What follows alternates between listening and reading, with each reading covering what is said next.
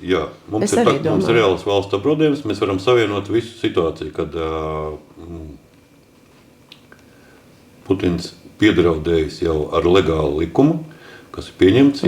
Ja juridiski versīsies pret Krievijas kaut kādiem pilsoņiem, viņš iedevis sev atļauju valstī iebrukt teritorijā. Tātad šeit būtu Nacionālās apvienības iznāciens un iet runa par to, ka vai tie Krievijas pilsoņi nē, jebkura noziedzīgas naudas iegūtas legalizācija ir noziegums visās pasaules valstīs, un šeit būtu jādomā par to, kā izdarīt, kad ir iespēja kaut ko priekš valsts, ja šīs personas nav norādījušas, kad viņa bankā viņas ņēmuši kredītu vai kā arī piedalīsies tur banka. Toreiz bija cita politiskā situācija, un tas nebija aktuāli, un neviens to nečekoja, un bankai bija liela ietekme. Pašlaik ir tā, ka šis ir kā Jūrmalas jomas iela 15, kas ir blakus Jūrmalas domē. Šis ir kāds simbols, uz kuru piemēru var parādīt, kā bijis līdz tam, kas svarīgākais bija resursu iegūšana. Šos resursus visvairāk iegūt tie, kas cēla Jūrmalā. Tātad noteiktas tautības cilvēki, baņķieri un tie, kas investē Jūrmalā, un tie nopelnīja. Ko iegūja valsts? Valsts iegūja nodokļus, samērā tomēr neliels. Un darba cilvēki, celtnieki ieguva darbu un pabaroja ģimenes. Skaisti skan, bet tā ir investīcija valstī, Jūrmalā, un tagad Jūrmalā ieguldīt ir miljardi. Un, ja ir runa par godīgumu, tad valstī būtu pienākums pārbaudīt šo Krievijas pilsoņu lojalitāti pret Latvijas valsti. Jo tiem, kam ir uzturēšanas atļauja, tad mājā jums jau 15, lielākā daļa ir uzturēšanas atļauja jau diezgan ilgi. Kā viņi iegādāja šo īpašumu, no kurienes ir nauda, tā ir valsts pienākums to izdarīt. Plus šie jums jau 15, viņa ir pilna ar Krievijas pilsoņiem, kur ir ne tikai nelojāli Latvijas valstī, viņi ir agresīvi. Man šī informācija ir sniedz persona, kas pati tur dzīvo, un pat šī persona tika izsaukt uz knābu, un šos jautājumus viņai uzdeva. Tas, kad pagaidām tas ir apstājies, jo jābūt jaunam iesniegumam, jo zinot, kā strādā struktūras, daudz reiz bijis tā, ka tikai tad, kad izskan kaut kāda publiskā telpā informācija no pieklājīgiem, solīdiem mēdījiem, tikai tad sākās kaut kāda prokuratūras un izmeklēšana. Ja tad ir runa par sabiedrības viedokli, un tomēr ignorēt sabiedrības viedokli un mēdīju viedokli nedrīkst. Šī informācija, kas ir jāpārbauda, jo šī informācija ir precīza, šīs pašas personas devušas gan par sevi liecību, gan par to, kā tie nauda ir iegūta. Šī nauda iegūta liela korupcijas skēma rezultātā. Ir personas, kas dzīvo Jomsila 15, kas uzdodas par Ukraiņu Eiropola darbinieku. Viņiem ir viltotas mašīnā priekšējā stikla kaut kādas saucamās vizītkartes vai kaut kādi, kādā veidā viņš ir iegūs tur, kādā veidā viņš iegūs dzīvokli un kā viņš var ar policistu algu tagad tirgot to dzīvokli pa 340 000, kas ir SS reklāmā. Tur ļoti daudz darba būtu iekšlietu ministrijas struktūrai, ko varētu Dombrovs ministrs jaunais ierosināt. Un beidzot, Dombrovs kungs varētu pierādīt, ka viņš ne tikai spēcīgs politiskā retorikā, bet viņš ir spēcīgs arī kā iekšlietu ministrijas vienkārši pārbaudīt acīm redzamas nelikumības, kurā Jūrmalas pašā sirdī, centrā, blakus Jūrmalas domē, dzīvo saliņa, kurā cilvēki ienīst Latviju, kura ir, gribēju lietot vārdu nozakt, bet tas būs nepareizi. Koruptīvās schēmās iegūt naudu, viņi ir ieguldījuši šeit Latvijā un dzīvo šeit. Ko viņi šeit dara, no kurienes viņiem ienākumi? Jā, lielākā daļa ienākumi ir joprojām no koruptīvām schēmām. Viena persona iegūst ienākumus no Maskavas dzīvokļa, kas maksā $2 miljonus, un šī dzīvoklī dzīvo dziedātājs Rozenbaums, ebreju dziedātājs, un viņš dzīvo tur. un viņš ir pakļauts Ukraiņas sankcijām. Šī informācija būtu jādod Ukraiņas vēstniecībai, kad Latvijā dzīvo Krievijas pilsone, kura izīrē savu dzīvokli sankcionētai personai. Par šo naudu, 5000 eiro mēnesī, viņa legalizē caur Austrijas banku. Nodokļus Latvijā viņa nemaksā nekādas par to. Ir ļoti daudz darba tiesību sargājušu institūcijām par to, lai pārbaudtu visu šīs personas. Šī konkrētajā gadījumā persona devusi pats sev liecības par sevi, gan Knābā devas liecības, gan viņas vīrs devas liecību par to, kā viņš iegūst šo naudu nelikumīgi. Ir ierakstīts ieraksts par to, un vienkārši, ja šis signāls aizies līdz prokuratūrai, Knābam, iekšlietu ministram, es labprāt sniegšu visu manā rīcībā esošu informāciju par to, kad nevar būt tā, kad Jūrmālas sirdī dzīvo milzīga māja, kurā dzīvo nesaprotamu turību dabūjuši cilvēki no neizskaidrotiem avotiem, kuri ienīst Latviju, kuri ir ļoti draudzīgās attiecības ar Jūrmālas policiju. Diemžēl Jūrmālas policija, par cik ir 20 vai vairākus gadus, Jūrmālas vide ir bijis sasaistīta tikai ar Krievu investoriem.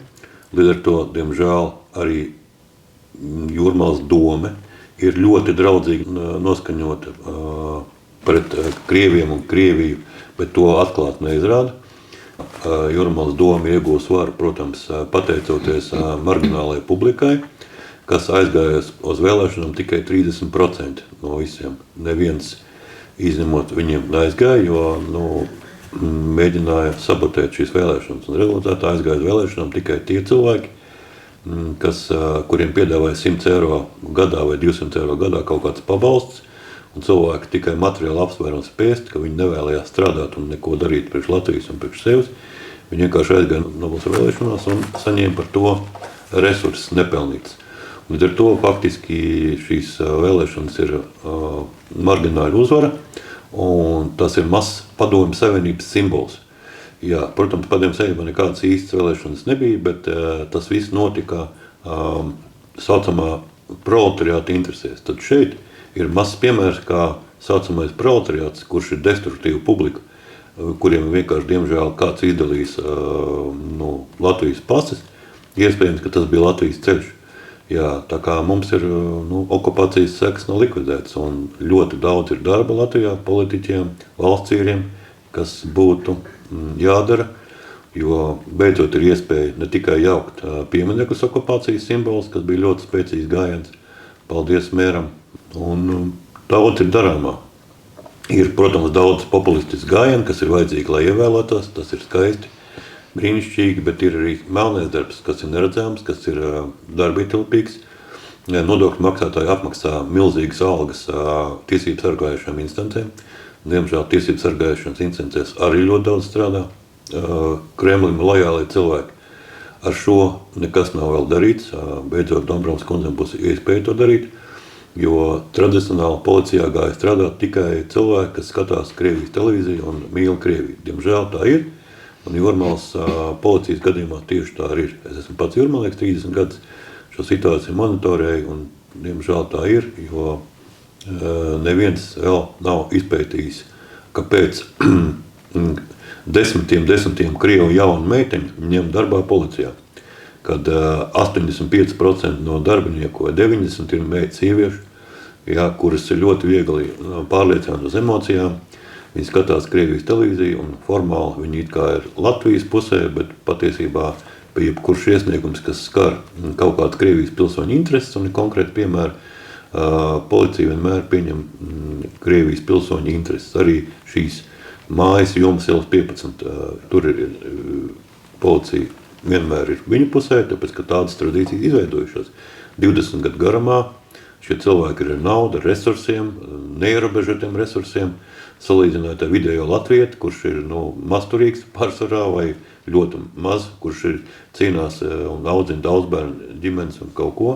Viņš ir kaut kur gaisā piekārts, viņš ir ārpus Latvijas ekonomikas, jo ekonomikā rulē, kā izrādās cilvēki, kas šeit atbraukuši no citas valsts, un tā kā ieslēgt ministriem ir daudz ko darīt. Šie cilvēki, kas ir atbraukuši no Krievijas, par cik viņu vārdā un viņu interesēs tiek Putina režīms draud, kad ja jūs kaut ko juridiski darīsiet šiem personām, Krievijas pilsoņiem, tad es iebrukšu un bez maz vai likvidēšu vai atombumbu visu kaut ko. Tātad, kā Krievija bija, ļaunim impērija tā viņi palika, jo šis formāts arī tāds ir no paša sākuma. Padomju Krievija tika radīta kā teroristiska organizācija, un nekas izmainījies nav. Viena nacionalitāte plus NKVD, plus KGB, plus FSB, spēka struktūras, drošības dienests un vienas tautības cilvēki arī šo visu vadu. Maz vēl tas, ka tagad visa privatizācija Krievijā tiek pārskatīts un visa režīma draugi, arī vienas nacionalitātes cilvēki, arī, protams, kad iegūst visu, kas ir, ko pārējie oligarki ir piesavinājušies no, teikšu tā, no padomju, vergu, saražotās vērtības, rūpnīcas kaut ko.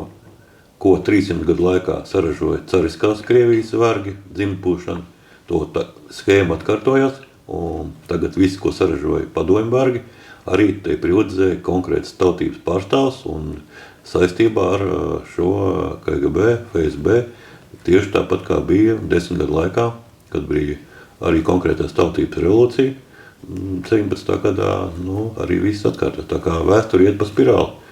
Un draudi Eiropai, kad mēs iebruksim, ja tur aiztiksiet juridiski Krievs, ja, tā kā mēs redzam absolūtu farsu, absolūtu draudus ar atombumbu, un skatoties, kā attīstās karš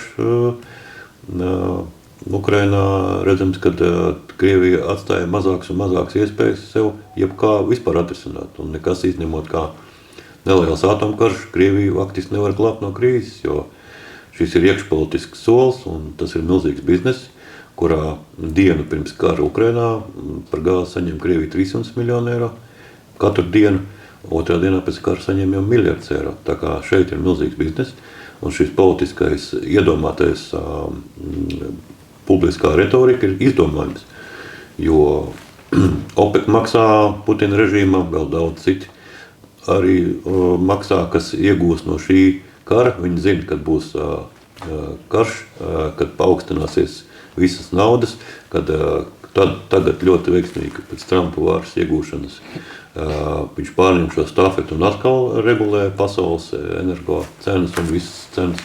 Faktiski pasaules ekonomika organizē divas tādas personas, kas vienkārši izrādās, kad ar karu, nospiežot karu ekonomikas krīzes pogu, viņi var regulēt, ko? Viņi var regulēt pasaules ekonomiku. Līdz ar to pret to nav nekādas iespējas cīnīties cilvēks. Uzbruk Irānai, neatkarīgai valstī, uz kuru viņam liekas, ka viņam ir teikšana, vai viņam būs atombumba vai nebūs, vai vispār viņi ir, varbūt tas viss izdomājums neatkarīgai valstī. Un labi rast tas, kad Eiropas nostājās Irānas pozīcijās, kad nevar uzbrukt neatkarīgai valstī, tāpēc, kad Izraēla ir tādas intereses. Izraēla kārto savas attiecības, diemžēl, daudz gadus desmitus ar amerikāņu nodokļu maksātāju naudu un ar ieročiem. Tāpēc, kad tie ir lielākie oponenti, neviens nelika taisīt Izraēlai krīzi un iebrukt Arābu zemēs, to neviens viņam nelika. Radīts konflikts, ko paši Izraēla radījusi, diemžēl, neko nevar darīt ar to visu. Un labi, ka Eiropas nostājās Irānas pozīcijās. Un tā kā šis ir konflikts, uz kuru pelna Izraēla, un viņa mēģina šo visu attīstīt. Tā kā ļoti daudz ir darba politiķiem, valstsvīriem, kas mūsu gadījumā ar Krievijas pilsoņiem, viņi ir toksiski šajā gadījumā, un viņi ir reāli apdraudējums valstī, diemžēl, un jāizpēta likuma robežās, kā viņi iegūst šos resursus, kāpēc viņi šeit dzīvo, vai viņi lojāli Latvijas valstī, un jābūt visiem juridiskiem instrumentiem perfektiem, kad viņi pasludina savu lojalitāti dokumentāli, un šī informācija visa jānogādā Krievijai.